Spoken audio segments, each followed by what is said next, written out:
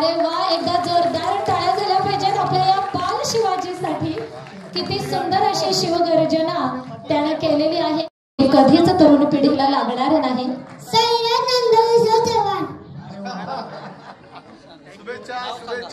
साईराज नंदकिशोर चव्हाण याच्यासाठी